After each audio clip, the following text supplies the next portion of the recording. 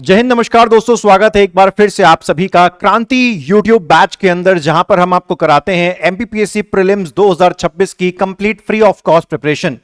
दोस्तों, हमारी पॉलिटी की सीरीज में ये है लेक्चर नंबर 30 और आज इस लेक्चर 30 के साथ हमारा जो पार्लियामेंट का इतना बड़ा टॉपिक, जहां पर कोना कोना उठाकर आपको पढ़ाया गया, लक्ष्मीकांत के हर शब्द को मैंने पिकअप किया, हर चीज को मैंने एक्सप्लेन किया, आज वो बड़ी शानदार तरीके से होगा खत्म। और आज के टॉपिक का नाम है संसद में बजट, यानी कि बजट इन पार्लियामेंट। इस हेडिंग को सुनने के बाद आप ये गलतफहमी मत आ जाइएगा कि सर क्या आप इस लेक्चर में हमको बजट पढ़ाने वाले हैं। देखो भैया, हर साल जो बजट आता है वो यूनियन बजट होता है देश का, और मध्य प्रदेश का होता है स्टेट बजट, वो अलग चीज होती है। यह टॉपिक क्या है? पार्लियामेंट में बजट, यानी कि संसद के अंदर बजट कैसे बनता है, कैसे पेश होता है, और उससे जुड़े हुए बहुत सारे कॉन्सेप्ट, बहुत सारे फैक्ट्स जो प्री में भी भर के आ सकते हैं और मेंस में भी भर के आ सकते हैं। तो उम्मीद करता हूं कि आपको क्लियर हो गया हो कि ये बजट कौन सा वाला है। ये संसद के अंदर बजट है कि भैया समझाया जाएगा कि बजट बनता कैसे, उसके आगे पीछे दाएं बाएं क्या क्या होता है, एक्ट आर्टिकल सब कुछ A to Z हम कवर करेंगे। और पार्लियामेंट भी जो है एंड हो जाएगा इस लेक्चर के साथ हमारा। और अगले फिर जब हम लेक्चर में मिलेंगे तो हम जुडिशरी को जो है स्टार्ट करवाऊंगा। जुडिशरी नहीं, मैं समझता हूं कि मैं आपको प्रेसिडेंट चैप्टर जो है स्टार्ट करवाऊंगा। वो मैं देखूंगा कि क्या मेरा जो है उसमें फैसला रहता है, उसके हिसाब से मैं आपको अगले लेक्चर में तो पता चल ही जाएगा। एक छोटा सा डाउट मुझे कमेंट सेक्शन में कई बार देखने को मिला, पुरानी पॉलिटी की वीडियोस में और लेटेस्ट जो मैंने अभी डाली है उसमें भी, कि क्या सर आपकी पॉलिटी के लेक्चर्स को मैं मेंस के लिए भी देख सकता हूं। देखिए, ये मेरी बहुत बड़ी कमजोरी है कि जब मैं पॉलिटी पढ़ाता हूं ना तो मैं थोड़ा सा बेकाबू हो जाता हूं और मुझे नहीं पता कि प्री के लिए पॉलिटी कैसे पढ़ाई जाती है, टू बी वेरी ऑनेस्ट। क्योंकि मुझे ऐसा लगता है जब मैं पॉलिटी पढ़ाता हूं तो हर चीज को मुझे बिल्कुल क्लियर कट शुरू से ही करना पड़ेगा। अब उसमें प्री क्या या मेंस क्या, अगर भाई प्री को देखते हुए मैं उसमें थोड़ा सा कम पढ़ा दूंगा तो आपको कल को समझ में नहीं आएगा। तो इसीलिए मैंने लक्ष्मीकांत को वर्ड टू वर्ड आप लोगों को पढ़ाया है, सारी इंपॉर्टेंट चीजें आपको बताई हैं, अपनी तरफ से मॉडिफिकेशंस करके बताए हैं, एक्सप्लेनेशन करके बताए हैं। कई बार तो बोर्ड पे मैंने आपको मैथमेटिकल कैलकुलेशंस भी करके बताए हैं। भाई हर चीज आपको बताइए, तो डिट्टो आप इसको मेंस में पूरा यूज कर सकते हो, कोई दिक्कत आपको कहीं से नहीं आने वाली। क्योंकि पॉलिटी जैसे शुरू होता है तो हम भैया प्री और मेंस भूल जाते हैं, फिर तो पॉलिटी ही पॉलिटी हमको दिखता है। बस मैं एक चीज देखता हूं पॉलिटी पढ़ाते टाइम, जो मैं हर जगह देखता हूं, और वो है सिलेबस। सिलेबस के बाहर जाना पसंद नहीं है, दायरा सिलेबस का भीतर होना चाहिए। जो सिलेबस में लिखा है सब कुछ होना चाहिए, और जो सिलेबस में नहीं लिखा उस तक आपको कभी जाना नहीं चाहिए। तो आइए दोस्तों, आज के लेक्चर को जो है हम लोग स्टार्ट करते हैं। आज क्या कहता है, मैंने आपको ऑलरेडी बता दिया कि संसद में बजट, संसद में बजट यानी कि बजट इन द पार्लियामेंट। अब सबसे पहले आपको यहां पर एक जो आर्टिकल रटा होना चाहिए, बिल्कुल आपकी जुबान पे होना चाहिए। प्रीलिम्स में बड़ा सिंपल सा क्वेश्चन आ जाएगा और आपको बहुत ज्यादा पछतावा होगा अगर यह प्रश्न आपसे हो जाता है गलत, ठीक है। लेकिन सबसे पहले समझ लेते हैं क्या कह रहा है। सबसे पहली बात कि संविधान में कहीं भी बजट शब्द का जिक्र ही नहीं है। संविधान में दोस्तों किस शब्द का जिक्र नहीं है? बजट शब्द का प्रयोग कहीं भी नहीं किया गया। लेकिन फिर भी हम बार बार क्या बोलते रहते हैं? Budget budget budget budget budget, जबकि बजट जैसी कोई भी चीज संविधान में जिक्र में है ही नहीं। तो संविधान में बजट नहीं बोलते, संविधान में क्या बोलते हैं साहब? संविधान में बोलते हैं एनुअल फाइनेंशियल स्टेटमेंट। क्या बोलते हैं? Annual financial statement. हिंदी में क्या बोलते हैं? वार्षिक वित्तीय विवरण, यानी कि पूरे साल का फाइनेंशियल स्टेटमेंट, पूरे साल का जितना भी वित्त संबंधित मामला है उसका पूरा विवरण। तो बजट नहीं बोलते संविधान में, क्या बोलते हैं? एनुअल फाइनेंशियल स्टेटमेंट, वार्षिक वित्तीय विवरण। इतना क्लियर हुआ। अगर कल को हमसे कोई पूछ लेता है कि भैया बजट का जिक्र कहां किया गया है, तो वो बजट बोले तो आपको दिमाग में क्या सुनना चाहिए कि भैया बजट शब्द का यूज नहीं किया गया। मतलब प्रश्न क्या पूछ रहा है? एनुअल फाइनेंशियल स्टेटमेंट, वार्षिक वित्तीय विवरण। तो ये चलो हम बार बार एनुअल फाइनेंशियल स्टेटमेंट नहीं बोलेंगे, नहीं तो लंबा हो जाएगा। बस याद रखना है कि बजट जैसा शब्द नहीं है। क्या शब्द है? एनुअल फाइनेंशियल स्टेटमेंट, वार्षिक वित्तीय विवरण। बार बार बोल दिया है, कंफ्यूजन बिल्कुल भी नहीं रखना है। लेकिन सरलता के लिए मैं क्या शब्द बोलूंगा लेक्चर के दौरान? मैं बजट बोलूंगा, लेकिन क्योंकि बोलना उसको आसान है, ठीक है। अच्छा, अब देखिए, अब बजट कौन से आर्टिकल में आता है? रट लीजिए, 1 और 1 2, ठीक है। बजट मतलब गुणा भाग, और गुणा भाग ही मैं आपको सिखा रहा हूं। 1 + 1 2, इसीलिए आर्टिकल 112, अनुच्छेद 112, अनुच्छेद 112, ठीक है। इसको रट लेना है। उसके बाद हम बात करें कि बजट के अंदर आखिर होता क्या है। परिभाषा बताओ सर, परिभाषा बताओ। देखो भैया, बजट के अंदर दो चीजें होती हैं। बजट के अंदर दो चीजें होती हैं। एक को हम लोग क्या कहते हैं? रिसिप्ट। रिसिप्ट मतलब क्या है? प्राप्तियां। प्राप्तियां अर्थात रिसिप्ट मतलब जहां से पैसा आएगा, जहां से पैसा आएगा। जहां से पैसा आएगा, ठीक है। उसके बाद एक्सपेंडिचर, एक्सपेंडिचर मतलब व्यय, व्यय का मतलब क्या होता है, एक्सपेंडिचर का मतलब कहां होता है कि कहां पैसा खर्च होगा, कहां पैसा खर्च होगा, कहां पैसा खर्च होगा। क्या ये बात आप सभी को क्लियर हुई? तो बजट के अंदर दोस्तों दो चीजें होती हैं, सरकार ये भी बताती है कि हम कहां पैसा खर्च करेंगे और सरकार ये भी बताती है हम कहां से पैसा कमाएंगे। इतनी बात आप सभी को क्लियर हुई? चलिए, बहुत बढ़िया बात। और ये जो बजट है ये बीते वर्ष के लिए बनाया जाता है, आने वाले वर्ष के लिए? भैया सीधी सी बात है, घूमने जाना है, ट्रिप पे जाना है, तो बजट पहले बनेगा कि बाद में बनेगा? घूम के आने के बाद पहले बनेगा ना साहब। तो बजट हमेशा कैसे बनाते हैं? एडवांस में, आने वाले वर्ष के लिए। आने वाला वर्ष कब शुरू होता है? आने वाले वर्ष को हम लोग दोस्तों कहते हैं वित्तीय वर्ष। आने वाले वर्ष को हम लोग क्या कहते हैं? वित्तीय वर्ष। यानी कि देश 1 जनवरी तो 31 दिसंबर नहीं चलता, देश किसके साथ से चलता है? Financial year. वित्तीय वर्ष कब शुरू होता है? वित्तीय वर्ष शुरू होता है 1 अप्रैल से और अगले साल की 31 मार्च तक जो है वित्तीय वर्ष चलता है दोस्तों, ठीक है। इतनी बात आप सभी को क्लियर हुई? चलिए, बहुत बढ़िया बात। अब आगे देखते हैं बजट के अंदर साहब क्या क्या आता है। अरे भैया मोटा मोटा बजट के अंदर मैंने आपको बताया तो सही, पैसा कहां से कमाएगी सरकार और पैसा कहां खर्च करेगी सरकार, ठीक है। पहली चीज तो यही लिखा हुआ है यहां पर, ठीक है। लेकिन यहां पर दो शब्द लिखे हुए हैं, एक लिखा हुआ है रेवेन्यू रिसिप्ट और एक लिखा हुआ है कैपिटल रिसिप्ट। हिंदी में क्या कहते हैं? रेवेन्यू को कहते हैं राजस्व और कैपिटल को कहते हैं पूंजीगत। लेकिन आगे तो लगा हुआ ना प्राप्तियां। प्राप्तियां मतलब पहला वाला जो पॉइंट है वो पैसे की इनकमिंग को दर्शा रहा है। पहला वाला पॉइंट किसको दर्शा रहा है? पैसे की इनकमिंग को दर्शा रहा है। अब सर रेवेन्यू रिसिप्ट क्या होती है, राजस्व प्राप्ति क्या होती है, पहले ये समझाओ। तो भैया रेवेन्यू रिसिप्ट का मतलब होता है ऐसा पैसा जो कम क्वांटिटी में आएगा लेकिन लगातार आएगा। ऐसा पैसा जो कम क्वांटिटी में आएगा लेकिन लगातार आएगा। जैसे कि टोल टैक्स का पैसा या दूसरा इनकम टैक्स वगैरह का पैसा, तो टैक्स का पैसा लगातार आता रहता है, टोल टैक्स का पैसा लगातार आता रहता है, लेकिन क्वांटिटी उतनी ज्यादा नहीं होती जितनी दूसरी चीजों से आती है। इतना क्लियर हुआ? तो टोल टैक्स का पैसा भले डेली मात्रा में कम आता है लेकिन लगातार आता है, ठीक है। अच्छा, अब आते हैं पूंजीगत प्राप्तियां, यानी कि कैपिटल रिसिप्ट क्या होती है? तो भैया कैपिटल रिसिप्ट ऐसे पैसे को दर्शाती है जो पैसा लगातार नहीं आता, जो पैसा लगातार नहीं आता। हो सकता है साल में 1 बार आए, 2 बार आए, 3 बार आए। मतलब ये जो पूंजीगत प्राप्तियां हैं, कैपिटल रिसिप्ट ऐसे पैसे को दर्शाती है जो पैसा लगातार नहीं आता, साल में इक्का दुक्का बार आता है, लेकिन जब भी आता है छप्पर फाड़ के आता है, जब भी आता है छप्पर फाड़ के आता है, यानी कि बहुत ज्यादा होता है, बहुत ज्यादा होता है। जैसे कि मान के चलिए सरकार ने अपनी किसी सरकारी कंपनी को बेच दिया, तो उससे आ रहा है पता चला 5,000 करोड़, 50,000 करोड़, 80,000 करोड़। तो ये पैसा सोचो कितना ज्यादा है भैया, 80,000 करोड़ कुछ होता है। तो ये पैसा बार बार नहीं आता, ये साल में इक्का दुक्का बार आता है। तो कंपनी बेच दी सरकार ने अपनी, है ना, तो उससे पैसा आ गया। समझ रहे हैं आप बात को? तो इसको हम कहते हैं कैपिटल रिसिप्ट, यानी कि पूंजीगत प्राप्तियां। तो ये पहला पॉइंट आपको क्या बता रहा है? पहला पॉइंट आपको ये बोल रहा है कि बजट के अंदर दोनों टाइप की इनकम होती है। ऐसी इनकम भी होती है जो सरकार की लगातार होती है लेकिन कम कम क्वांटिटी में होती है, और बजट के अंदर ऐसी इनकम भी होती है सरकार की जो कम होती है लेकिन जब भी होती है चप्पर फाड़ के होती है। इतना क्लियर हुआ? अच्छा, अगला क्या है? अगला क्या है बजट में और क्या होता है? बजट में वो सारे तरीके लिखे होते हैं, बजट में वो सारे तरीके, सारे उपाय और सारे साधन लिखे होते हैं कि सरकार अपनी राजस्व प्राप्ति को, सरकार अपनी रेवेन्यू रिसिप्ट को, यानी कि डेली का जो लगातार पैसा है उसको कैसे बढ़ा सकती है, वो उपाय भी बजट में लिखा होता है। इसी के साथ साथ दोस्तों बजट के अंदर एक्सपेंडिचर, यानी कि सरकार कहां कहां पैसा खर्च करेगी उसका भी एक अनुमान दे रखा होता है। हमेशा याद रखिएगा, कभी भी एग्जैक्ट फिगर नहीं होता, कभी भी सटीक फिगर, एग्जैक्ट फिगर नहीं होता। बजट हमेशा किस पर बनाया जाता है? एस्टिमेशन पर बनाया जाता है। बजट हमेशा किस पर बनाया जाता है?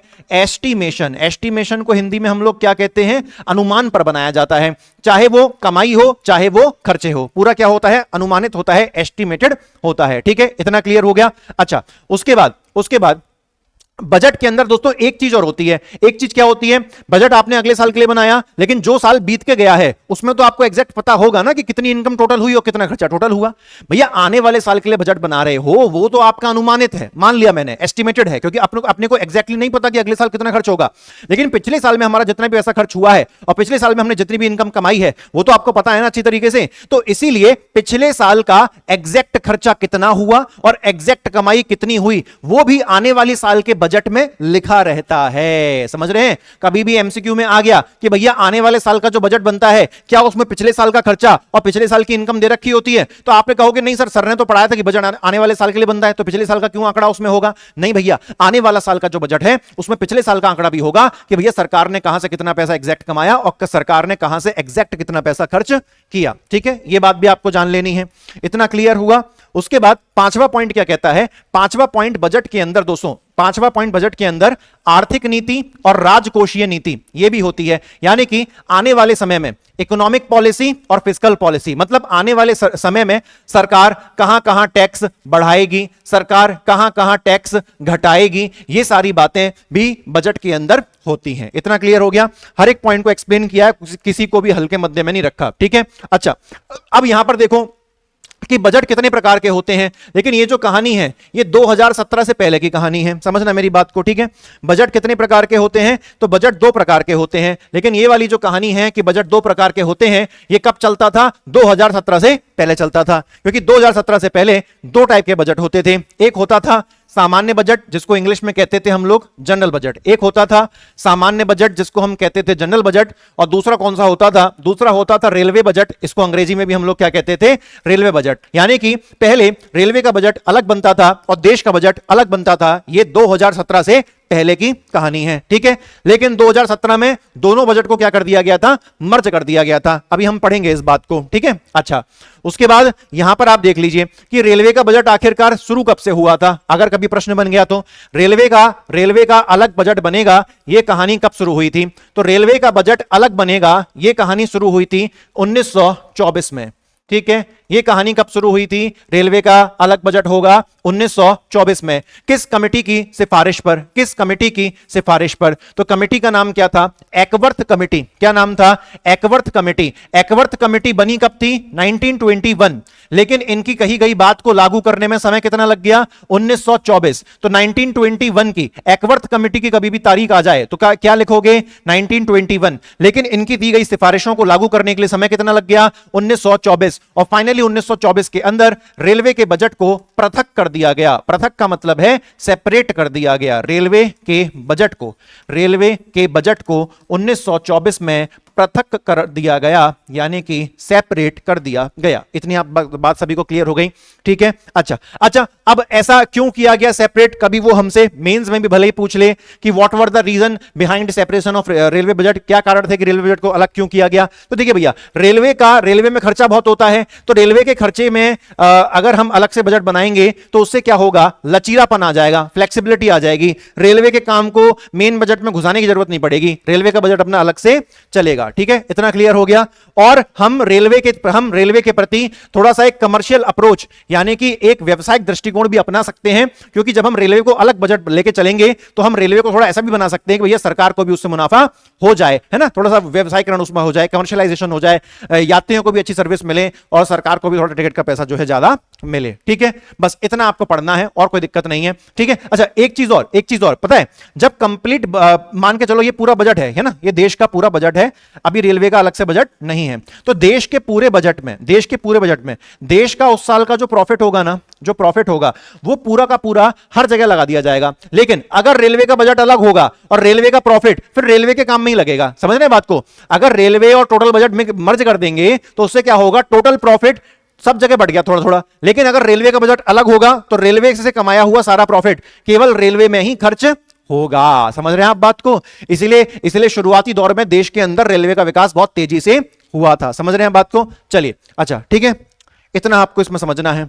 उसके बाद दोस्तों, लेकिन वर्तमान सिचुएशन क्या कहती है? वर्तमान सिचुएशन कहती है कि 2017 से पहले कब से कब तक? 1924 में रेलवे का बजट अलग हो गया था, तो 1924 से लेके 2016 तक, क्योंकि 2017 में तो वापस मर्ज हो गया, तो 1924 में शुरू हुआ रेलवे का अलग बजट और कब तक चला?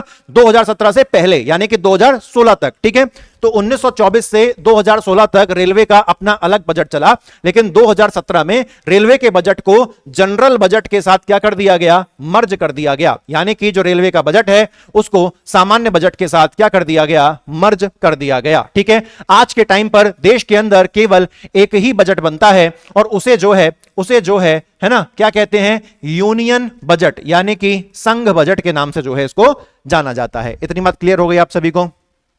चलिए, अब बजट से जुड़ा हुआ संवैधानिक प्रावधान, constitutional provisions related to budget, budget से संबंधित संवैधानिक प्रावधान, ये बात आपको क्लियर हुई।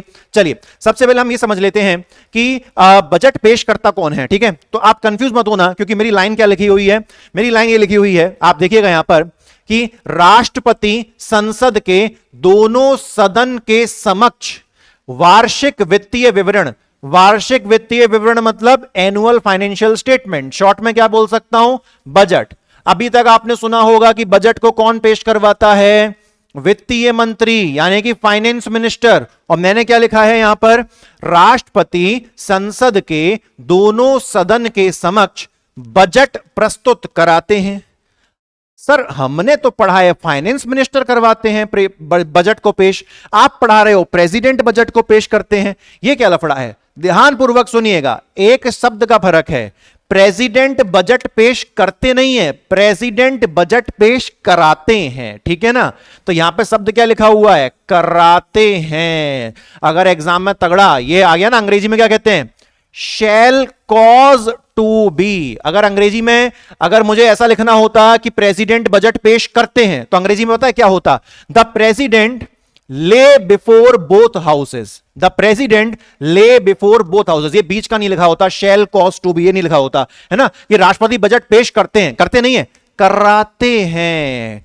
आपके लिए एक होमवर्क का क्वेश्चन दे रहा हूं, मुझे यूट्यूब में जो कमेंट सेक्शन है उसमें गूगल पे तहकीकात करो, ढूंढो, बहुत से लोगों को पता ही नहीं है, आप मुझे गूगल पे ढूंढ के बताओ कि वो कौन सा ऐसा आर्टिकल है, चाहे चैट जीपीटी से पूछो चाहे गूगल से पता लगाओ, वो कौन सा ऐसा आर्टिकल है जिसके तहत राष्ट्रपति करवाते हैं बजट पेश। अब कैसे करवाते हैं सुनिए, एक आर्टिकल है जो आपको मुझे कमेंट सेक्शन में बताना है, वो आर्टिकल क्या कहता है कि ये प्रेसिडेंट की जिम्मेदारी है सुनिश्चित करना कि फाइनेंस मिनिस्टर बजट पेश करें। तो भैया बजट पेश करवाने की जिम्मेदारी किसकी हो गई, प्रेसिडेंट की, और प्रेसिडेंट ये बजट पेश करवाने का काम करवाते किससे हैं, फाइनेंस मिनिस्टर ऑफ इंडिया यानी कि भारत के वित्तीय मंत्री से करवाते हैं। बस आपको मुझे उस आर्टिकल का नंबर बताना है जिस आर्टिकल के तहत प्रेसिडेंट को यह ड्यूटी दी गई है कि वो फाइनेंस मिनिस्टर के माध्यम से लोकसभा और राज्यसभा में बजट पेश करवाएं। तो आप मुझे वो आर्टिकल जो है बताइएगा।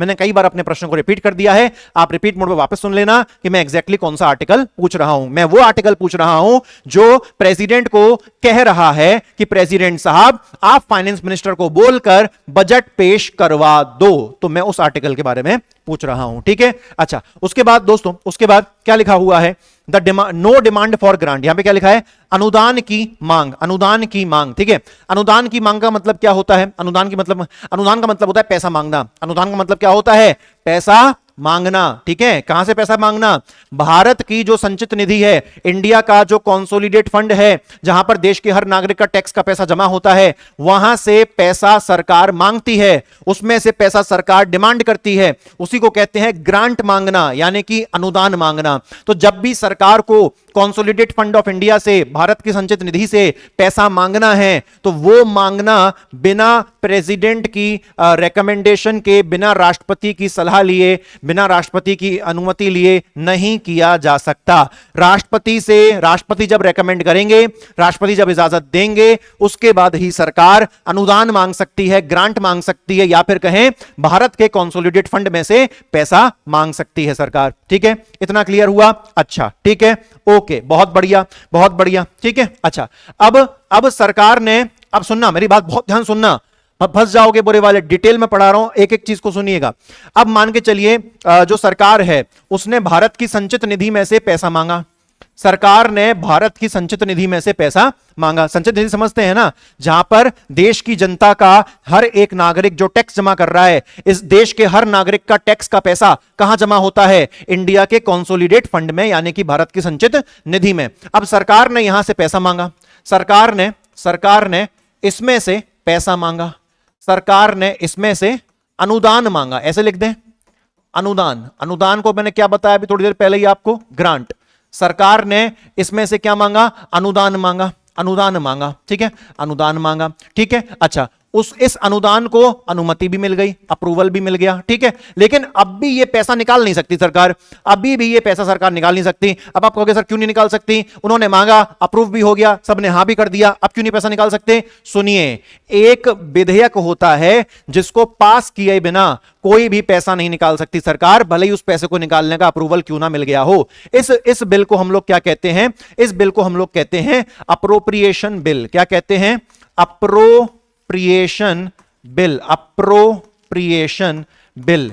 इस बिल को पास करवाए बिना सरकार कितना भी पैसा अप्रूव करवा ले, लेकिन यहां से निकाल नहीं सकती है, लेकिन यहां से निकाल नहीं सकती है। विनियोग विधेयक कहते हैं इसको हिंदी में, विनियोग विधेयक। याद कर लोगे कि भैया सरकार कितना भी अप्रूवल ले ले पैसे का कोई फायदा नहीं है, क्योंकि सरकार को अगर उस पेटी में से पैसा निकालना है तो उसके लिए उनको एक बिल पास करवाना होगा, एक विधेयक पारित करवाना होगा, जिसका नाम क्या है?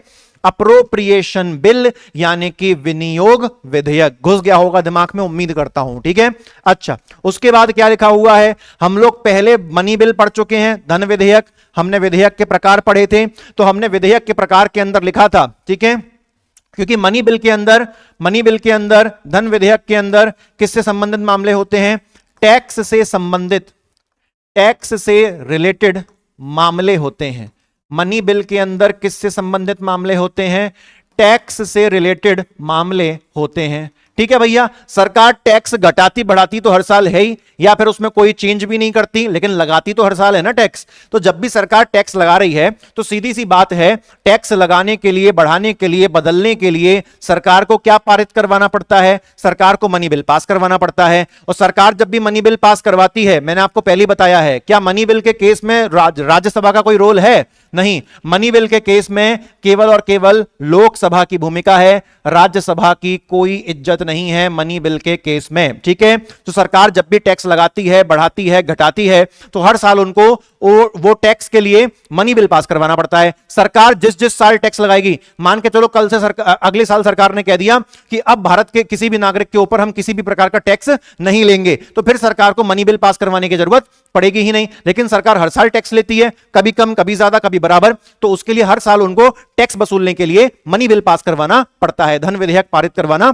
पड़ता है। और आपको पता है कि जब भी आप टैक्स वसूलने के लिए मनी बिल पास करवाओगे तो उसके लिए आपको शुरुआत में किससे अनुमति मांगनी पड़ेगी? आपको प्रेसिडेंट से अनुमति मांगनी पड़ेगी। यह हमने पहले भी मनी बिल के अंदर पढ़ा था, ठीक है। और मैंने आपको बता दिया है कि मनी बिल में पूरा काम लोकसभा का है, राज्यसभा का मनी बिल के अंदर कोई भी रोल नहीं है, और ना ही मनी बिल को राज्यसभा में पेश किया जाता है, ठीक है। मनी बिल को केवल, धन विधेयक को केवल लोकसभा में पेश किया जाता है। और कोई भी बिल मनी बिल है या नहीं, ये कौन अप्रूव करता है? ये लोकसभा का स्पीकर, यानी कि लोकसभा के अध्यक्ष किसी भी बिल पर अगर लिख दें कि ये बिल मनी बिल है, तो उस बिल को मनी बिल मान लिया जाता है, उस पर कोई भी ऑब्जेक्शन नहीं उठाया जाता है, ठीक है ना। तो मनी बिल का वो समझ में आ गया कि मनी बिल को क्यों करवाती है पास सरकार? ताकि सरकार हर साल टैक्स लगा सके, चाहे ज्यादा, चाहे कम, चाहे बराबर तरीके से, ठीक है। तो ये भी पॉइंट आपको क्लियर हो गया है ना, अच्छी बात है। अप्रोप्रिएशन बिल, बिना अप्रोप्रिएशन बिल के, बिना विनियोग विधेयक के आप सरकार कितने भी अप्रूवल ले ले, लेकिन यहां से पैसा, संचित निधि से पैसा नहीं निकाल सकती है, ठीक है। ये भी क्लियर हो गया हमको, है ना। अच्छा,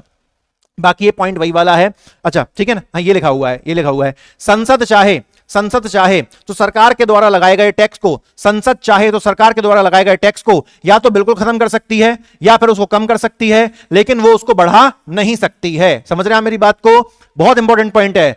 पार्लियामेंट चाहे तो देखो, सरकार ने एक टैक्स पॉलिसी लेके आई। सरकार क्या लेके आई? टैक्स पॉलिसी लेके आई। उस टैक्स पॉलिसी के अंदर सरकार ने लिखा कि भैया हम फलाना जो टैक्स है वो लोगों से लेंगे, लेकिन पार्लियामेंट चाहे तो सरकार की उस टैक्स पॉलिसी के अंदर बदलाव करवा सकती है, अगर मेजॉरिटी ऑफ लोग, बहुमत है ना, उस चीज के पक्ष में है तो वो चेंज हो सकता है। अगर पार्लियामेंट के अधिकतर मेंबर चाह रहे हैं कि टैक्स के अमाउंट को बिल्कुल खत्म कर दिया जाए तो खत्म भी हो सकता है। अगर पार्लियामेंट के अधिकतर लोग चाह रहे हैं कि टैक्स जो सरकार वसूल रही है उसको कम कर दिया जाए तो कम भी हो सकता है। लेकिन पार्लियामेंट के सदस्य क्या नहीं करवा सकते? अगर सरकार ने टैक्स लिखा है 100 तो पार्लियामेंट के मेंबर भले ही बहुमत में ही क्यों ना हो, वो उस टैक्स को 100 से 200 या 110 भी नहीं करवा सकते, 101 भी नहीं करवा सकते। यानी कि पार्लियामेंट को यह शक्ति नहीं दी गई है कि वो टैक्स को बढ़ा सके। टैक्स को बढ़ाने की पावर केवल सरकार के पास है।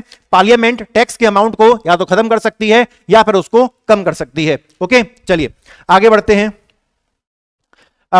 लोकसभा और राज्यसभा का भूमिका क्या है बजट के अंदर? देखिए, अब देखिए, ध्यानपूर्वक सुनिएगा, ध्यानपूर्वक सुनिएगा, ठीक है, ध्यानपूर्वक देखिएगा, ठीक है ना। अच्छा, क्या लिखा हुआ है कि बजट के अंदर दो तरह की चीजें होती हैं, मनी बिल से भी संबंधित और वित्तीय विधेयक यानी कि फाइनेंस बिल से भी संबंधित, ठीक है ना। क्योंकि बजट के अंदर केवल टैक्स का मामला थोड़ी ना, बजट के अंदर तो काफी सारी चीजें होती हैं। तो बजट के अंदर वो मामले भी होते हैं जो धन विधेयक कहलाते हैं, और बजट के अंदर वो मामले भी होते हैं जो फाइनेंस बिल यानी कि वित्तीय विधेयक भी कहलाते हैं। यानी कि जो बजट है ना दोस्तों, वो दो रूप से पास होता है, मनी बिल के हैसियत से भी पास होता है और बजट फाइनेंस बिल यानी कि वित्तीय विधेयक के हैसियत से भी पास होता है, ठीक है ना। अच्छा, लेकिन मनी बिल और फाइनेंस बिल दोनों के ही अंदर केवल लोकसभा की भूमिका है, राज्यसभा की भूमिका नहीं है। मतलब राज्यसभा के अंदर हम उसको दोनों को ही पेश नहीं कर सकते, ठीक है। एक चीज समझ में आ गई। उसके बाद अगली चीज समझिए, यहां पर देखो वही चीज वापस आ गई, demand for grant. Demand for grant को हम लोग क्या कहते हैं? अनुदान की मांग। अनुदान की मांग यानी कि जब सरकार पैसा मांगती है तो उस पैसे को देना है या नहीं। जब सरकार पैसा मांगती, ध्यानपूर्वक सुनिए मेरी बात को, जब सरकार पैसा मांगती है कि भैया मुझे इंडिया के कंसोलिडेट फंड से, भारत की संचित निधि से इतना अमाउंट निकाल के दे दो, तो सरकार को पैसा दिया जाना चाहिए या नहीं दिया जाना चाहिए, इस बात पर वोट डालने का अधिकार केवल लोकसभा के पास है, राज्यसभा के पास नहीं है। मैं वापस से बोल देता हूं कि जब भी सरकार किसी भी तरह का पैसा मांगती है, तो इस पैसे को देना है या फिर इस पैसे को नहीं देना है। इस पैसे को देना है या फिर इस पैसे को नहीं देना है। इन दोनों मामलों पर वोटिंग करने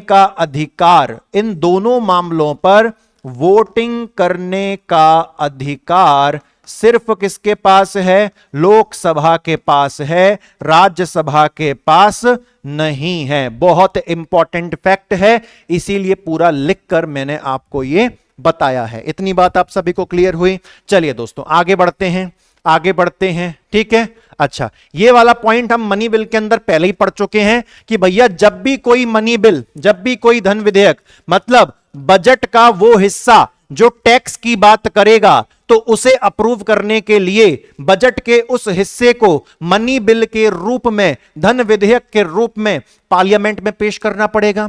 लेकिन राज्यसभा के अंदर तो मनी बिल पेश नहीं कर सकते, केवल कहां पेश कर सकते हैं? लोकसभा के अंदर। लेकिन जब लोकसभा मनी बिल को मंजूर कर देगी तो वो मनी बिल किसके पास जाएगा? राज्यसभा के पास जाएगा। राज्यसभा उस मनी बिल को, उस धन विधेयक को ना नहीं बोल सकती। राज्यसभा केवल उसको 14 दिन तक रोक सकती है। 14 दिन के अंदर रिटर्न करती है तो ठीक, नहीं रिटर्न करती है तो ठीक। बाय डिफॉल्ट राज्यसभा का जो मंजूरी है वो हां ही मानी जाएगी, ना हम उसको नहीं मानेंगे। इन शॉर्ट, राज्यसभा के पास ना बोलने का अधिकार नहीं है। किसे? मनी बिल को, यानी कि धन विधेयक को, यानी कि टैक्स संबंधित बातों को, ठीक है। राज्यसभा का वहां पे कोई भी भूमिका नहीं है, वो बात यहां पर वही रिपीट में लिखी हुई है, ठीक है दोस्तों। अच्छा, अब बात करता हूं बहुत इंपॉर्टेंट चीज की मैं बात कर रहा हूं आपसे, ध्यानपूर्वक आप मेरी इस बात को सुनिएगा, है ना। बजट में दो तरह के खर्चे होते हैं। बजट में कितने टाइप के खर्च होते हैं? बजट में 2 टाइप्स के, बजट में 2 प्रकार के व्यय मतलब एक्सपेंडिचर, खर्चे होते हैं, ठीक है। पहला खर्चा कौन सा होता है? पहला खर्चा होता है चार्ज्ड एक्सपेंडिचर। चार्ज्ड एक्सपेंडिचर को मैं क्या बोलता हूं? भारित व्यय।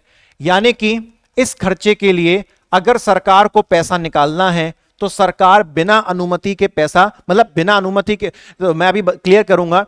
इस खर्चे के लिए अगर सरकार को पैसा निकालना है तो सरकार को उसके लिए वोट करवाने की जरूरत नहीं है, सरकार को उसके लिए लोगों की इच्छा पूछने की जरूरत नहीं है। पहली चीज आपको एक क्लियर हुई।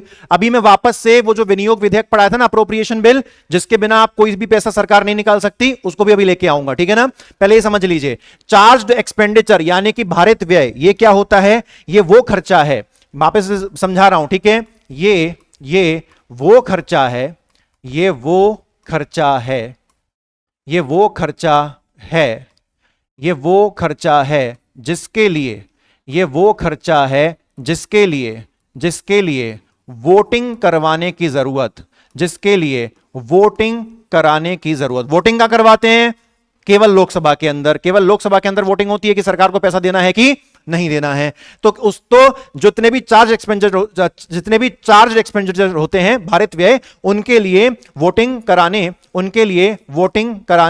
की जरूरत नहीं होती, उनके लिए वोटिंग कराने की जरूरत नहीं होती। बार बार पूछने की जरूरत नहीं है कि पैसा ले लें या नहीं लें, पैसा नहीं ले लें या नहीं लें। क्यों नहीं की जरूरत होती है? क्योंकि दोस्तों इस कैटेगरी में जो खर्चे आते हैं वो अक्सर केंद्रीय कर्मचारियों की सैलरी होती है।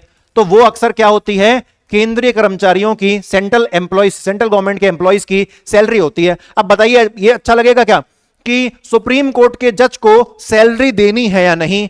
अब लोकसभा वाले उस पर वोट करेंगे क्या कि हाँ हाँ दे दो? नहीं नहीं, हम कहते हैं मत दो। भैया ऐसा तो सैलरी मिलेगी ही नहीं। समझ रहे हैं आप बात को? कौन से कैटेगरी खर्चे आते हैं इसमें ज्यादातर भारित व्यय यानी कि चार्ज्ड एक्सपेंडिचर, इसमें वो खर्चे आते हैं जो अक्सर केंद्रीय कर्मचारियों की सैलरी का खर्चा होता है। और किसी को सैलरी देनी है, भैया केंद्रीय कर्मचारी को सैलरी तो मिलनी चाहिए ना यार। उसके लिए क्या लोकसभा में वोटिंग होगी कि भैया सैलरी दें या ना दें? वोट देके बताओ, ये तो होना नहीं चाहिए, ठीक है, पक्की बात। अच्छा, उसके बाद अगला कौन सा होता है? अगला होता है अदर एक्सपेंडिचर। अदर एक्सपेंडिचर ये कौन से होते हैं? इसको हम लोग कहते हैं एक तो आपने भारित व्यय बोल दिया, इसको मैं एक नाम देना चाह रहा हूं, मैं इसको नाम दे देता हूं निकाले गए खर्च। मैं इसको नाम दे देता हूं निकाले गए खर्च, निकाले गए खर्च, ठीक है। अंग्रेजी में इसका नाम आएगा एक्सपेंडिचर मेड फ्रॉम। अंग्रेजी में इसका नाम क्या आएगा? Expenditure made from. और हिंदी में क्या कहेंगे? निकाले गए खर्च। निकाले गए खर्च का मतलब क्या है? ऐसे खर्चे जिनके लिए लोकसभा में वोटिंग करवानी पड़ती, यानी कि लोकसभा की वोटिंग में अगर मना कर दिया तो उसका खर्चा आप नहीं निकाल पाओगे। अगर लोकसभा की वोटिंग में हां कर दिया तो आप इस खर्चे का पैसा निकाल सकते हो भारत के कॉन्सोलिडेट फंड में से, ठीक है। तो अदर एक्सपेंडिचर कौन से होते हैं? इनको हम नाम देते हैं निकाले गए खर्च, यानी कि एक्सपेंडिचर मेड फ्रॉम। इसका तात्पर्य क्या हो गया कि इन खर्च के लिए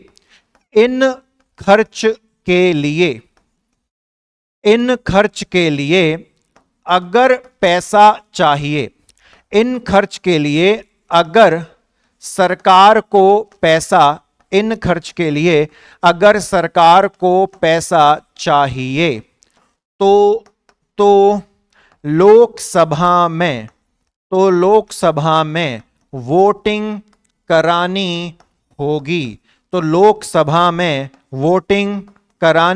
होगी। क्या ये बात आप सभी को क्लियर हुई कि इस कैटेगरी के अंदर जो खर्चे आते हैं, अगर उन खर्चों के लिए सरकार को पैसा चाहिए तो सरकार को लोकसभा में वोटिंग करवानी पड़ेगी। अगर वोटिंग सरकार के फेवर में है तो सरकार को पैसा मिल जाएगा। अगर वोटिंग सरकार के फेवर में नहीं है तो सरकार को अपने इन वाले खर्चों के लिए पैसा नहीं मिलेगा। अब सर इस कैटेगरी में कौन से खर्चे आते हैं? जैसे इस वाली कैटेगरी में कौन से खर्चे आ रहे थे? केंद्रीय कर्मचारियों की सैलरी, जिसके लिए आपको वोटिंग करवाने की जरूरत नहीं है, वो तो देनी है। लेकिन इस कैटेगरी में जो खर्चे आते हैं वो अक्सर सरकार की योजनाएं होती हैं। अक्सर सरकार की क्या होती हैं? योजनाएं, कि सरकार प्लान बना रही है कि अगले साल हम ये वाली योजना चलाएंगे, इससे हमारी सरकार को ये फायदा होगा। तो भैया योजना तो तुम कितनी भी चला सकते हो ना, उसके लिए तो हम जितना पैसा खर्च करते हैं उतना कम है। तो इसीलिए योजना जैसा जो खर्च है ना, उसके लिए आपको एक बार लोकसभा में वोटिंग करवानी पड़ती है ना। अब लेकिन ये कॉमन सेंस की बात है भैया, जिसकी सरकार चल रही है, जिस पार्टी की सरकार चल रही है, सीधी सी बात है लोकसभा में ज्यादातर मेंबर्स उसी पार्टी के होंगे।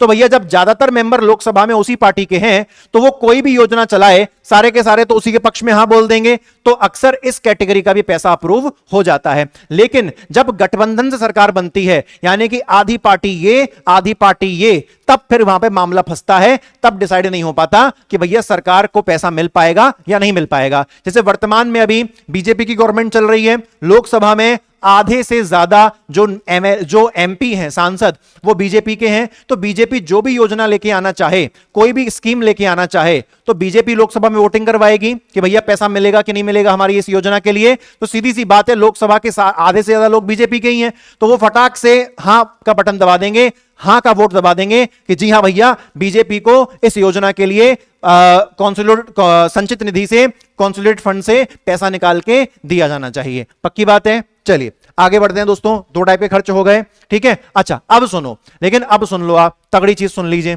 ठीक है। इसको मैं वापस रिपीट नहीं करूंगा, याद रखना, एक बार में सुन लो आप। दोनों टाइप के खर्च देख लिया आपने, है ना। तो मैं इसको ऐसे लिख दूं, एक खर्च में वोटिंग करवानी पड़ती है, सॉरी इस वाले खर्च में नो वोटिंग, और जो ये वाला खर्च है इसमें वोटिंग करवानी पड़ती है, लोकसभा से पूछना पड़ता है, भले ही फैसला अपने पक्ष में आएगा लेकिन फॉर्मेलिटी करवानी पड़ती है, वोटिंग करवानी पड़ती है।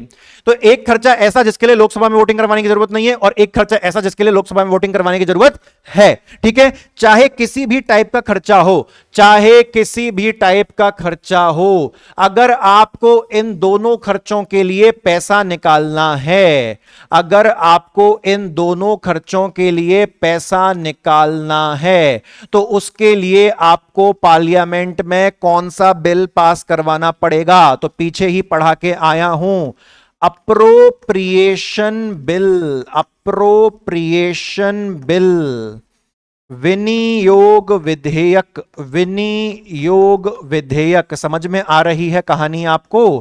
क्योंकि स्टूडेंट पता है कहां फंसता है, वो भी बता देता हूं। स्टूडेंट कहता है साहब कि सर ये वाले खर्चे के लिए तो हमको वोटिंग करवाने की जरूरत नहीं है, तो इसको तो हम अंधा जितना चाहे उतना निकाल सकते हैं। अरे भैया ऐसा नहीं है, लोकसभा में वोटिंग करवाने की जरूरत नहीं है, वो मैंने मान लिया, लेकिन तिजोरी में से जब पैसा निकालोगे आप इस खर्चे के लिए, तो उसके लिए आपको अप्रूवल लेना पड़ेगा, और उसी अप्रूवल को कहा जाता है अप्रोप्रिएशन बिल, यानी कि विनियोग विधेयक। तो चाहे किसी खर्चे के लिए लोकसभा में वोटिंग करवानी पड़े या ना करवानी पड़े, डज नॉट मैटर। चाहे कोई खर्चा कंपलसरी है, चाहे कोई खर्चा कंपलसरी नहीं है, इस बात से फर्क नहीं पड़ता। जैसा भी खर्चा है निकालोगे तो तिजोरी से, तो तिजोरी का ताला खोलने के लिए आपको एक बिल पास करवाना पड़ेगा, समझ रहे हैं ना। तिजोरी का ताला खोलने के लिए आपको एक बिल पास करवाना पड़ेगा, क्योंकि इससे फर्क नहीं पड़ता कि तिजोरी में से पैसा निकालना कंपलसरी है या पैसा निकालना कंपलसरी नहीं है, तिजोरी का ताला तो पहले खोलना ही पड़ेगा ना। तो तिजोरी का ताला खोलने के लिए, कॉन्सोलिडेट फंड की तिजोरी का ताला खोलने के लिए, संचित निधि की तिजोरी का ताला खोलने के लिए आपको, मतलब सरकार को, पार्लियामेंट में एक बिल पास करवाना पड़ेगा, जिस बिल का नाम क्या है, अप्रोप्रिएशन बिल, यानी कि विनियोग विधेयक। तो कभी मैं उम्मीद करता हूं कि अब आप आगे कभी नहीं फंसेंगे इस बिल के बारे में। आज के लेक्चर में 2 से 3 बार मैंने आपको ऑलरेडी ये समझा दिया है, ठीक है। अब दोस्तों हम बात करते हैं, अब हम बात करते हैं कि बजट को पास करवाने की स्टेजेस क्या क्या हैं। तो भैया बजट को पहले जो स्टेज होती है वो कौन सी स्टेज होती है? बजट को सबसे पहले पेश किया जाता है। पेश करवाता कौन है? प्रेसिडेंट। किसके द्वारा? फाइनेंस मिनिस्टर के द्वारा। आर्टिकल याद है ना, बताना है आपको कमेंट सेक्शन में, पता करना कि भैया कौन सा आर्टिकल ऐसा है जो प्रेसिडेंट को मजबूर करता है कि भैया तुम बजट जो है पेश करवाओ। कौन सा आर्टिकल है जो प्रेसिडेंट को ये जिम्मेदारी देता है? ढूंढ के लाइएगा, ठीक है ना। तो प्रेजेंटेशन ऑफ बजट, बजट की प्रस्तुति। फाइनेंस मिनिस्टर बजट को पेश करते हैं, लेकिन करवाता कौन है? प्रेसिडेंट। करवाता कौन है? प्रेसिडेंट। वापस रिपीट करना है, करवाता कौन है? प्रेसिडेंट। करता कौन है? Finance minister. तो फाइनेंस मिनिस्टर बजट को कहां पेश करती हैं? लोकसभा में। कब? फरवरी महीने का जो आखिरी वर्किंग दिन होता है उसमें। लेकिन 2017 से चेंज आ गया है। 2017 से चेंज क्या आया है कि अब फरवरी के लास्ट में बजट पेश नहीं होगा, अब 1 फरवरी को ही बजट पेश होगा। यानी कि जो डेट है उसको क्या कर दिया गया है? डेट को दोस्तों फिक्स कर दिया गया है। डेट को क्या कर दिया गया है?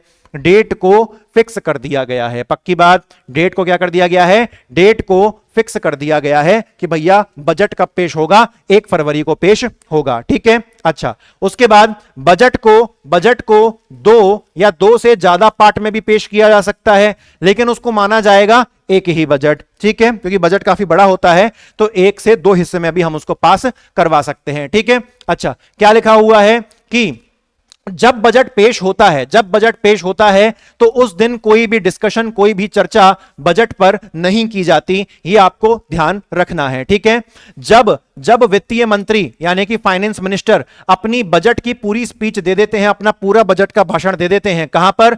लोकसभा में। ठीक है, तब फिर बजट किसके पास जाता है? तब फिर बजट राज्यसभा के पास जाता है। यानी कि ऐसा नहीं है कि बजट राज्यसभा के पास जाता ही नहीं है, बस डिफरेंस क्या है कि राज्यसभा बजट के ऊपर वोटिंग नहीं कर सकती, राज्यसभा बजट के ऊपर वोटिंग नहीं कर सकती, लेकिन बजट राज्यसभा के सामने जाता जरूर है। ठीक है, राज्यसभा में बजट को लेकर कोई वोटिंग नहीं होती, राज्यसभा में बजट को लेकर केवल चर्चा हो सकती है, वोटिंग नहीं हो सकती, क्योंकि बजट पर वोटिंग करने का अधिकार केवल लोकसभा के पास है। ठीक है, जब यह हो जाता है, लोकसभा ने भी देख लिया, हाँ भैया बजट ऐसा है, राज्यसभा के पास भी पहुंच गया, राज्यसभा ने बजट पर चर्चा कर ली। अब कौन सी स्टेज आएगी? अब स्टेज आएगी सामान्य चर्चा। यानी कि पहली स्टेज में हमने केवल बजट को प्रेजेंट किया था, प्रस्तुत किया था, हमने उस पर कोई भी चर्चा नहीं करी थी। ठीक है, लेकिन अब चर्चा जो है शुरू हो जाएगी। ठीक है, चर्चा शुरू हो जाती है, मतलब जिस दिन बजट पेश होता है उसके कुछ ही दिन के बाद जो है 3 से 4 दिन के बाद चर्चा चालू हो जाती है, और लगभग 3 से 4 दिन ही जो चर्चा है वो चलती है ना। चर्चा ऐसी होती रहती है, क्यों बनाया, कि इसकी जरूरत थी, ये क्यों कर रहे हो, ये सब चर्चा चलती रहती है इधर उधर। ठीक है, अच्छा, उसके बाद क्या होता है दोस्तों? एक चीज होती है जिसको हम कहते हैं कटौती प्रस्ताव। क्या होती है? कटौती प्रस्ताव, कट मोशन। ठीक है, कटौती प्रस्ताव, कट मोशन।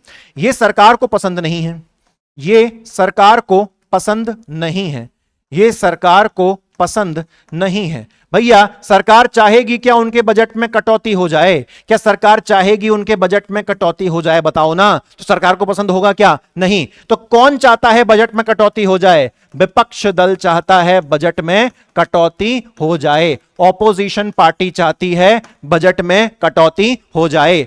तो ज्यादातर 95% कोई भी कटौती प्रस्ताव पास नहीं हो पाता। ठीक है ना, 95% ये पास नहीं हो पाते, 95% ये पास नहीं हो पाते।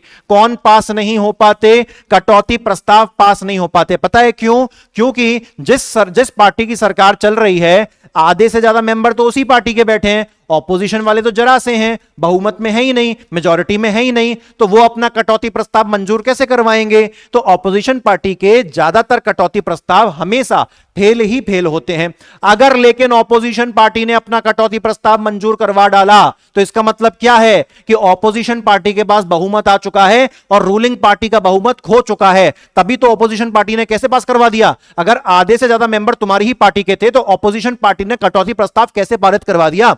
तो शक हो गया, और शक हो गया तो आपको पता है कौन सा मोशन पास होता है? नो कॉन्फिडेंस मोशन, यानी कि अविश्वास प्रस्ताव को लाने की शुरुआत जो है फिर हो जाती है। और अगर वो पास हो गया सरकार के अगेंस्ट तो सरकार जो है निपट जाती है अपने 5 साल पूरे करने से पहले ही। ठीक है ना। तो कट मोशन से किसको प्रेम होता है? ऑपोजिशन पार्टी को। 95% कट मोशन पास नहीं हो पाता क्योंकि इनका मेजॉरिटी होती नहीं है। और कट मोशन किसको बुरा लगता है? सरकार को बुरा लगता है। सरकार चाहती है कि कभी भी उनके बजट में कोई भी कटौती ना हो पाए। ठीक है, अभी मैं आपको ना कट मोशन ही पढ़ाऊंगा, लेकिन अभी सुन लो। बजट में पहली स्टेज प्रेजेंट कर दिया, दूसरी स्टेज चर्चा हो गई, अब तीसरी स्टेज बजट में क्या है? तीसरी स्टेज बजट में है दोस्तों, पार्लियामेंट के अंदर कई सारी विभागीय समितियां होती हैं, यानी कि डिपार्टमेंटल कमिटीज होती हैं। ठीक है, ये बेसिकली क्या करती हैं? जब सेकंड स्टेज में जब बजट पर चर्चा चल रही थी तो चर्चा जब खत्म हो जाती है तो 3 से 4 सप्ताह के लिए जो है दोनों हाउस को क्या कर दिया जाता है? स्थगित कर दिया जाता है, एडजर्न कर दिया जाता है। अब बोल दिया जाता है कि भैया बजट के ऊपर चर्चा हो चुकी है तो अब लोकसभा भी, तुम भी रेस्ट करो, राज्यसभा भी क्या करो? रेस्ट करो। कितने हफ्तों के लिए? 3 से 4 हफ्तों के लिए। अब 3 से 4 हफ्तों के लिए जब लोकसभा और राज्यसभा रेस्ट करती है, एडजर्न हो जाती है, स्थगित हो जाती है, तो उन दिनों क्या होता है कि टोटल कितनी विभागीय कमेटियां हैं? टोटल लगभग 24 विभागीय कमेटी। टोटल लगभग कितनी डिपार्टमेंटल कमेटी? 24 विभागीय कमेटी। ये क्या करती हैं? ये बजट को बहुत गहराई से जांचती हैं। ये कमिटियां, ये कमिटीज ये कमिटीज बजट को बहुत गहराई से जांचती है, बहुत गहराई से जांचती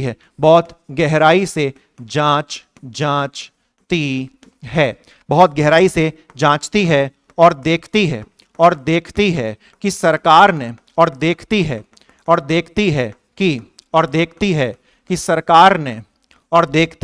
कि सरकार ने कहां-कहां पैसा मांगा है, कहीं कोई फर्जी बड़ा पैसा तो नहीं मांग लिया, कहीं कोई गलत जगह पैसा तो नहीं मांग लिया। तो बहुत डिटेल में ये 24 कमेटियां मिलके बजट को जांचती हैं कि कहीं उल्टा सीधा पैसा तो कहीं मांग नहीं लिया। ठीक है, उसके बाद ये कमेटी क्या करती हैं? रिपोर्ट तैयार करती हैं और रिपोर्ट तैयार करने के बाद उसको पार्लियामेंट के दोनों हाउस के सामने भेज देती हैं और उसी दौरान लोकसभा और राज्यसभा की मीटिंग को वापस बुला लिया जाता है। ठीक है, कमेटी का काम समझ में आया आपको?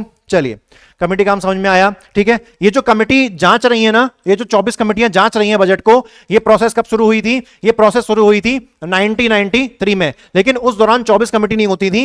ये तो 2004 जब आया है तब से जाके जो है ये 24 कमेटी का खेल खेलना शुरू किया गया है। ठीक है दोस्तों, इतना क्लियर हो गया। चलिए, अब फाइनली सारी कमेटियों ने जांच कर ली, सब कुछ हो गया, फिनिश हो गया। अब फाइनली मामला आ चुका है वोटिंग करवाने का। ठीक है, क्या करवाने का? वोटिंग करवाने का। और मैंने आपको बार बार पढ़ा दिया है, वोटिंग काय पे होती है? वोटिंग होती है ग्रांट। वोटिंग काय के लिए होती है? वोटिंग होती है ग्रांट। और ग्रांट का हिंदी मतलब क्या होता है? अनुदान। वापस सुन लो, इसका मतलब क्या है? सरकार के द्वारा मांगा गया पैसा, सरकार के द्वारा मांगा गया पैसा। ठीक है, सरकार जो पैसा मांग रही है बजट में, उस पे क्या होगी?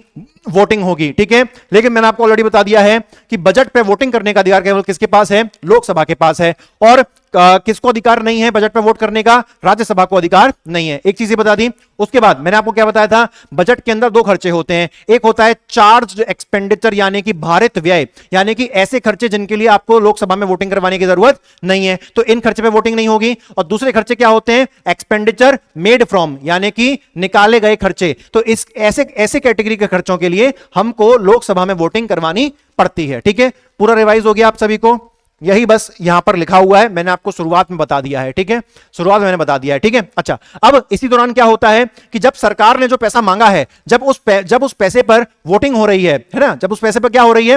वोटिंग हो रही है कि भैया सरकार को पैसा देना है कि नहीं देना है। तो उसी टाइम पे जो ऑपोजिशन पार्टी होती है वो क्या प्रयास करती है? वो प्रयास करती है कि कट मोशन, यानी कि कटौती प्रस्ताव लाया जाए। ऑपोजिशन पार्टी क्या कोशिश करती है कि भैया कट मोशन लाया जाए, कटौती प्रस्ताव लाया जाए, ताकि सरकार को परेशान किया जा सके और इनका बजट का जो पैसा है उसको कम किया जा सके। मैं आपको बता रहा हूं, कटौती प्रस्ताव मैंने आपको इतनी सरलता से समझाया है कि सरकार को पसंद नहीं होता कि कटौती हो, इसीलिए government do not like cut motion. सरकार को कटौती प्रस्ताव पसंद नहीं होता। कौन चाहता है कटौती हो बजट के अंदर? ऑपोजिशन पार्टी चाहती है, लेकिन चूंकि उनकी संख्या कम होती है तो वो अपने कटौती प्रस्ताव को, कट मोशन को कभी भी पास नहीं करवा पाते और सरकार के काम में दखलंदाजी नहीं कर पाते हैं। ठीक है, अच्छा, अब इसी मामले पे ये समझ लो कि कटौती प्रस्ताव होते कितने टाइप के हैं। ठीक है, पहला प्रस्ताव क्या होता है? Policy cut motion. Policy cut motion, policy cut motion क्या होता है? ये एक तरीके से सरकार की मांग को बिल्कुल गिरा देना, सरकार की मांग को कंप्लीटली, पूरी तरीके से गिरा देना, कंप्लीटली गिरा देना। तो यह सरकार की दोस्तों हार है।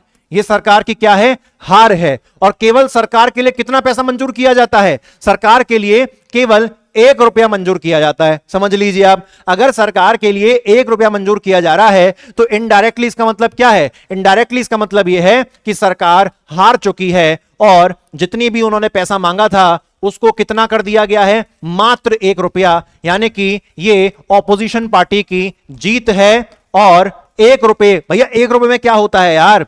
ऑपोजिशन पार्टी की क्या हो गई? जीत हो गई। मैं ये नहीं कह रहा कि पूरे बजट में सरकार ने जितना पैसा मांगा था उसको 1 रुपया कर दिया है। हो सकता है बजट के किसी एक पर्टिकुलर चीज के लिए सरकार ने अगर 1000 करोड़ मांगे थे, लेकिन ऑपोजिशन पार्टी अपना पॉलिसी कट मोशन पास करवाने में सफल हो गई तो 1,000 करोड़ नहीं मिलेगा, फिर सरकार को उस काम के लिए केवल 1 रुपया मिलेगा। मतलब सरकार उस एरिया में हार गई और ऑपोजिशन पार्टी उस एरिया में जीत गई और उनका जो उद्देश्य था वो पूरा हो गया। ठीक है। एक होता है इकोनॉमी कट मोशन, यानी कि आर्थिक कटौती प्रस्ताव। आर्थिक कटौती प्रस्ताव क्या होता है कि इसमें भी एक तरीके, ये भी सरकार की हार है, ये भी सरकार की हार है और ऑपोजिशन की जीत है। लेकिन ये ऑपोजिशन की इतनी बड़ी जीत नहीं है कि ऑपोजिशन ने पूरे पैसे को 1 रुपया कर दिया। यहां पर क्या होता है, यहां पर 1 रुपये तक तो नहीं कम कर पाते, लेकिन यहां पर क्या होता है, कमी तो होती है लेकिन एक निश्चित धनराशि की कमी होती है। जैसे कि मान के चलिए सरकार ने किसी काम के लिए, किसी योजना के लिए 1,000 करोड़ मांगे थे, तो इसको ऑपोजिशन पार्टी ने 600 करोड़ से घटवा दिया और अब सरकार को इस योजना के लिए मात्र कितना मिलेगा, 400 करोड़। अगर भैया ऑपोजिशन जीतने लगी ना और सरकार हारने लगी तो सीधा सा मतलब क्या है कि सरकार का बहुमत कम हो रहा है, the government is losing the majority. मतलब ये सही समय है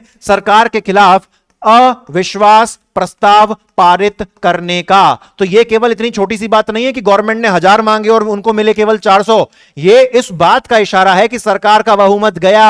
अब सरकार के against no confidence motion pass करवाओ, अविश्वास प्रस्ताव पास करवाओ। अगर वो करवा दिया सरकार ही पूरी खत्म हो जाएगी, बजट तो बहुत दूर की बात है भैया।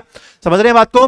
तो अक्सर ये दोनों पॉलिसी कट मोशन कभी पास हो ही नहीं पाते हैं, ठीक है, क्योंकि ऑपोजिशन पार्टी बहुमत में है ही नहीं, तो कैसे पास करवा देगा बिना मेजॉरिटी के, है ना। अच्छा, ज्यादातर ऑपोजिशन पार्टी वाले क्या करवा देते हैं, ज्यादातर ऑपोजिशन पार्टी वाले केवल मुंह फुला पाते हैं, है ना। और मुंह फुलाना एकदम गप्पू की तरह मुंह फुलाना, एकदम गप्पू की तरह मुंह फुलाना, मतलब गुस्सा करके रह जाना लेकिन उखाड़ कुछ ना पाना। तो यही ऑपोजिशन पार्टी कर पाती है ना। मैं ऐसा नहीं हूं कि ऑपोजिशन पार्टी के अगेंस्ट हूं और बीजेपी समर्थक हूं, मैं ऐसा नहीं कह रहा हूं। मैं बस ये कह रहा हूं कि जब ऑपोजिशन पार्टी का बस नहीं चलता है ना, मैं वो कहना चाह रहा हूं, गलत मत समझिएगा आप उस चीज को, ठीक है। सांकेतिक कटौती प्रस्ताव, सांकेतिक कटौती प्रस्ताव, है ना। अंग्रेजी में क्या कहते हैं, टोकन कट मोशन। इसका मतलब क्या है, इसका मतलब यह है सरकार जीत गई, सरकार जीत गई, सरकार जीत गई।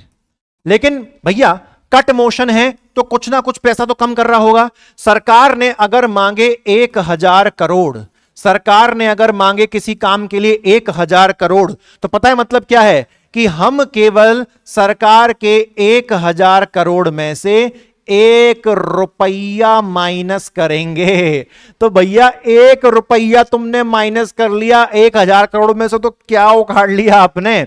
तो ये एक तरीके से ऑपोजिशन पार्टी कुछ नहीं कर पाई, सरकार जीत गई। बजट में एक रत्ती भर भी पैसे की कमी नहीं आई। समझ रहे हैं आप बात को, ठीक है। तो एक तरीके से अगर कोई पूछे कि सर ये टोकन कट मोशन साबित क्या करना चाहता है, तो टोकन कट मोशन यानी कि सांकेतिक कटौती प्रस्ताव केवल यह साबित करना चाहता है कि ऑपोजिशन वाले किसी बात पर रूलिंग पार्टी के बजट से नाराज हैं, लेकिन बस नाराज ही हैं क्योंकि पैसा तो मात्र 1 रुपया ही कम कर पाएंगे, वो ज्यादा कुछ कम नहीं कर पाएंगे, ठीक है। लेकिन 2 मोशन ऐसे हैं जिससे सरकार डरती है और वो ऊपर वाले थे। सबसे खतरनाक होता है सरकार के लिए पॉलिसी कट मोशन यानी कि नीति कटौती प्रस्ताव, और फिर सरकार के लिए कौन सा खतरनाक होता है, इकोनॉमी कट मोशन यानी कि आर्थिक कटौती प्रस्ताव। इतना आप सभी को क्लियर हो गया।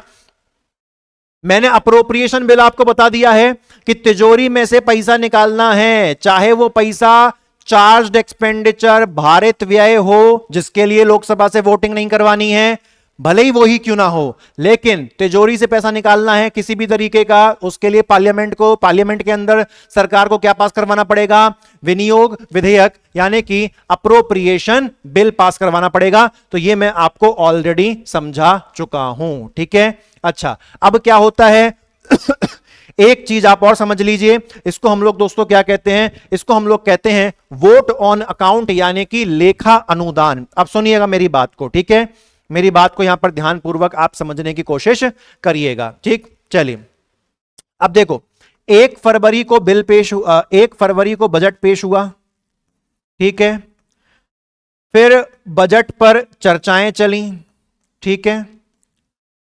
फिर बजट पर 3-4 हफ्ते तक, 3-4 हफ्ते को मैं 1 महीना ही बोल दूं, 3-4 हफ्ते को बजट को किसने जांचा, वो 24 कमेटी पड़ी थी अपन ने, उन्होंने जांचा, तो भैया 1 फरवरी से 1 मार्च तो यूं ही आ गया। उसके बाद जब ये कमेटी जांच लेती हैं तो फिर बजट के अंदर जो भी अनुदान मांगा गया है, ग्रांट, उस पर लोकसभा में क्या होती है, वोटिंग होती है, उसमें भी समय खर्च होता है। ठीक है, वोटिंग भी हो गई कि भैया इतना इतना पैसा जो है सरकार को देना है। अब पैसा निकालने के लिए, पैसा तिजोरी से निकालने के लिए अब सरकार को कौन सा विधेयक पारित करवाना पड़ेगा, अप्रोप्रिएशन बिल यानी कि विनियोग विधेयक पास करवाना पड़ेगा। इसमें भी समय खर्च होगा।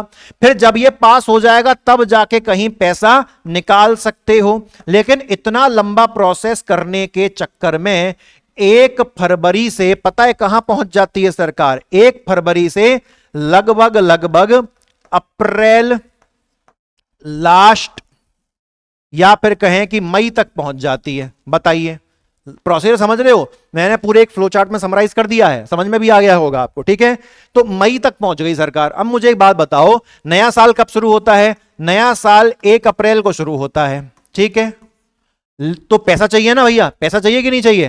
तो भैया जब पैसा चाहिए, 1 अप्रैल से पैसा चाहिए, लेकिन अप्रूवल मिलते मिलते और पैसा निकलते निकलते क्या आ गया, अप्रैल का आखिरी लास्ट आ गया या फिर मई का महीना आ गया। समझ रहे हैं आप? मान के चलते मई का महीना आ गया पैसा निकालते निकालते। ठीक है ना? तो भैया मुझे एक बात बताओ, 1 अप्रैल से खर्च कैसे चलेगा? पिछले साल का पैसा तो वहीं खर्च हो गया, तो 1 अप्रैल से खर्च कैसे चलेगा? अगले 2 महीने तक खर्च कैसे चलेगा? तो उस टेंशन को दूर करने के लिए एक कॉन्सेप्ट निकाला गया है। अब मैं वापस रिपीट नहीं करूंगा, प्रॉब्लम समझा दी है मैंने आपको, समझ रहे ना? मई में जाके पैसा निकल पाएगा अगले साल के लिए, लेकिन अगला साल तो 1 अप्रैल को ही शुरू हो गया है। तो इस दौरान 1.5-2 महीना खर्चा कैसे चलाएगी सरकार? तो 1.5-2 महीने में सरकार जो खर्चा चलाएगी, उसी के लिए जो पैसा निकालते हैं उसको कहते हैं लेखानुदान, यानी कि वोट ऑन अकाउंट। और इसके अंडर में पैसा कितने महीने के लिए दिया जाता है? पैसा 2 महीने के लिए दिया जाता है। कितने महीने के लिए? 2 महीने के लिए पैसा दिया जाता है। कितना पैसा दिया जाता है? आपके दिमाग में यह प्रश्न आ रहा होगा, कितना पैसा दिया जाता है? तो टोटल बजट के अंदर टोटल जितना पैसा मांगा गया था डिवाइड बाई 6, इतना पैसा दिया जाता है, क्योंकि 2 महीने का है ना, तो 2 महीने के हिसाब से डिवाइड बाई 6 करके हम उतना पैसा जो है निकाल के वहां पर दे देते हैं। समझ रहे हैं आप बात को? तो इस प्रकार से हमारी जो कैलकुलेशन है दोस्तों वो हो जाती है। तो कोई भी आपसे पूछ ले तो ये फ्लो चार्ट आप समझ गए, क्यों पैसा मांगा जा रहा है 1.5-2 महीने के लिए वो समझ गए। 1.5-2 महीने के लिए जो पैसा मांगते हैं उसको क्या कहते हैं? वोट ऑन अकाउंट, लेखानुदान। कितने लेखानुदान के नाम पर कितने महीने का पैसा मिल जाता है सरकार को? 2 महीने का। और लगभग कितना पैसा मिलता है टोटल बजट में से डिवाइड बाई 6 आप कर दो। ठीक है, अच्छा अब जितना पैसा यहां दे दिया इसको टोटल बजट में से माइनस कर देते हैं, फिर इतना पैसा वापस नहीं देते कि पहले बजट में मांगा था 1 लाख करोड़, अब वो डिवाइड मतलब ऐसा मान लेते हैं कि पहले बजट में मांगा था 600 करोड़। ठीक है, अब डिवाइड बाई 6 करके 100 करोड़ तो अभी दे दिया, तो अब वापस से 600 नहीं देंगे, अगली बार केवल 500 देंगे कि तुमको जल्दी थी इसलिए 100 निकाल के दे दिया। अब तुम्हारे बचे 500 तुम बाद में उठा लेना मई के बाद। ठीक है ना भैया? चलो ये क्लियर हो गया, बढ़िया। अब जो है दोस्तों हमारा, मैं समझता हूं इसमें आखिरी हिस्सा बचा है। कौन सा बचा है? Finance bill.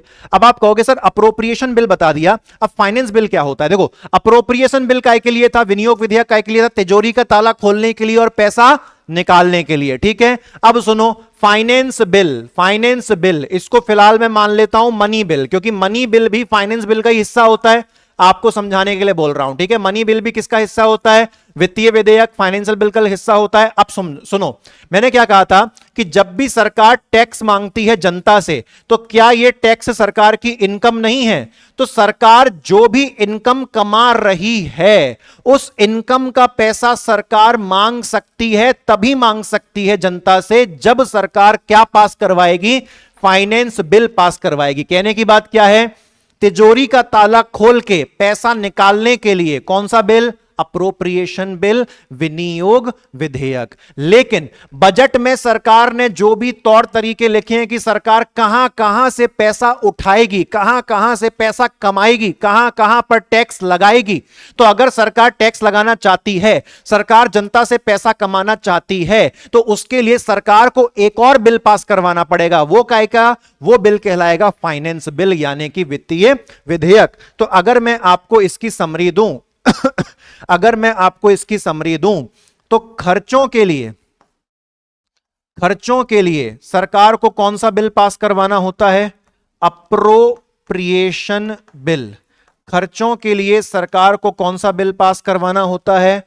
अप्रोप्रिएशन बिल, यानी कि विनियोग विधेयक। ठीक है, लेकिन इनकम यानी कि कमाई के लिए सरकार को क्या पास करवाना होता है? उसके लिए सरकार को फाइनेंशियल बिल यानी कि वित्तीय विधेयक जो है पास करवाना होता है। इतनी चीज आप सभी को क्लियर हो गई?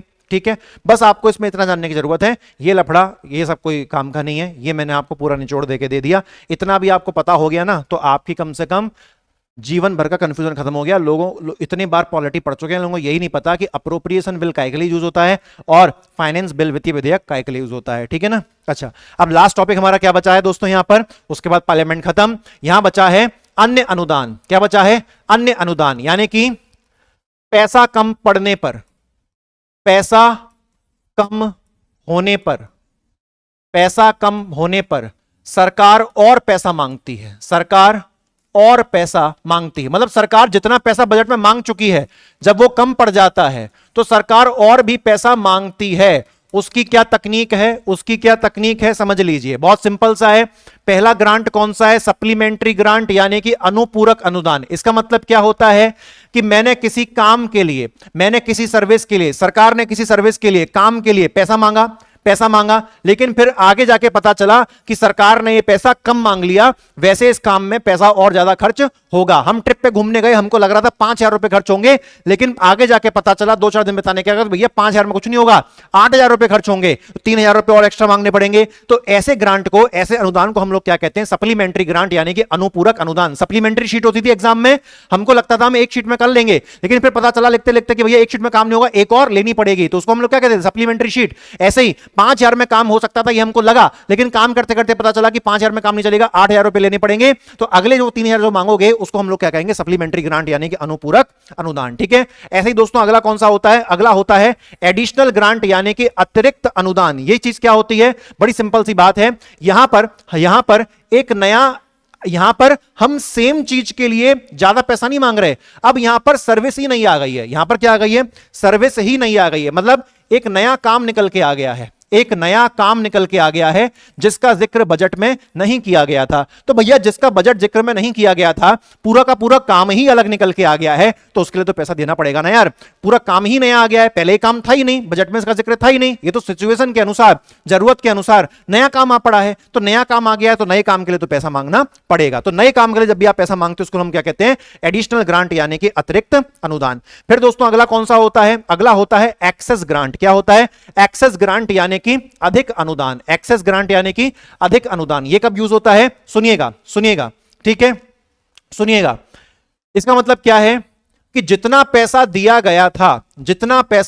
गया था उससे ज्यादा पैसा खर्च हो गया, तो भैया नेगेटिव में चला गया, है ना? समझना, जितना पैसा दिया गया था, टोटल पैसा दिया गया था बजट के अंदर 10,000 करोड़। ठीक है, कितना पैसा दिया गया बजट के अंदर?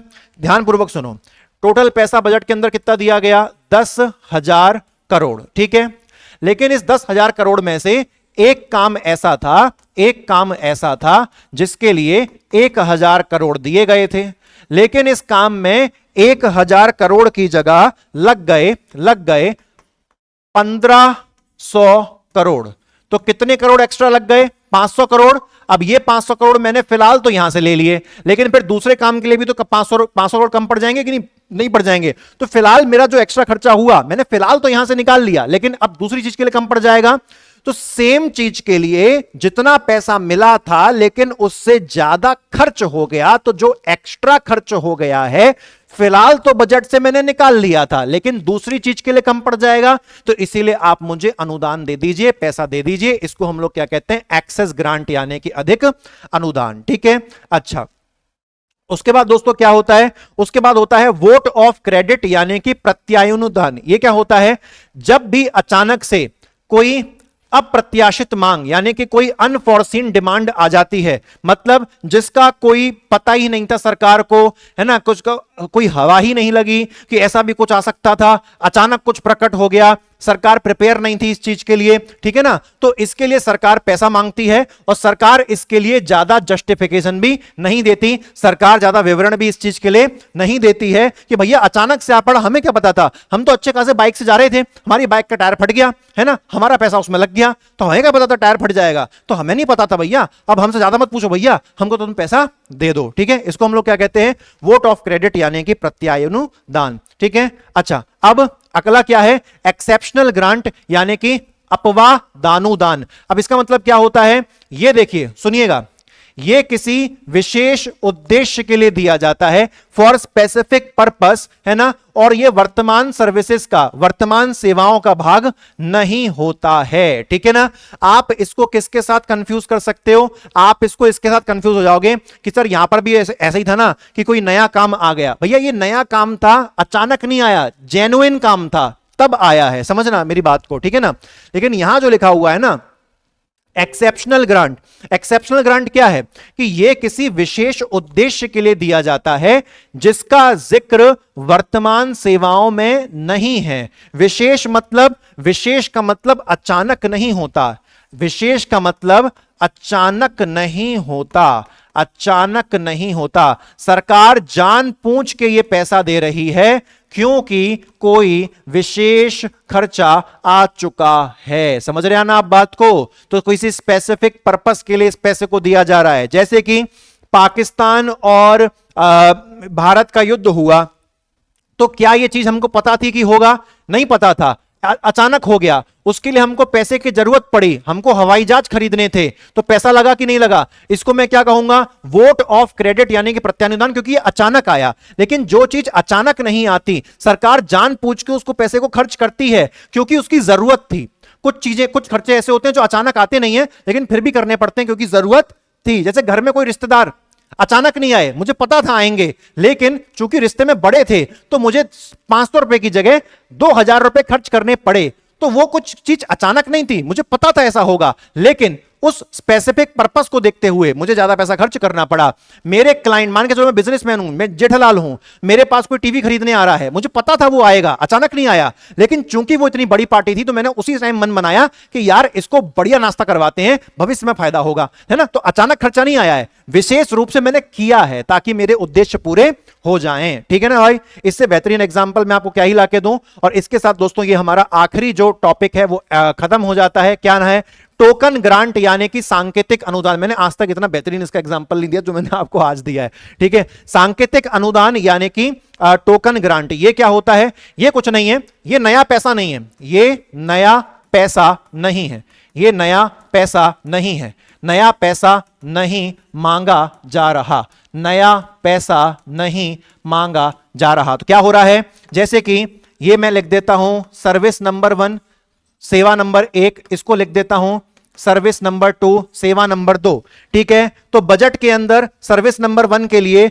10,000 करोड़ रुपए रखे गए, सर्विस नंबर 2 के लिए 6,000 करोड़ रुपए रखे गए, ठीक है। तो मैं नया पैसा नहीं मांग रहा, मैं बस ये चाहता हूं इसका कुछ पैसा इस काम में लग जाए, इसका कुछ पैसा इस काम में लग जाए। तो यहां से मैंने निकाले 2,000 करोड़, तो ये कितना रह गया 8,000, और ये 2,000 मैंने इसमें डाल दिए तो ये भी कितना हो गया 8,000। तो यानी कि मैंने पैसा नया नहीं मांगा, मैंने बस एक का पैसा दूसरे में लगा के डाल दिया है। तो दोस्तों इसके साथ आपका पार्लियामेंट का पूरा टॉपिक होता है खत्म।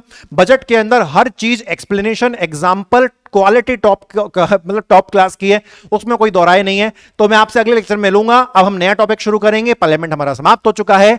इसी तरह अपने प्यार देते रहिए और वीडियो को लाइक जरूर करिएगा अगर आपको पसंद आई है। Thank you very much.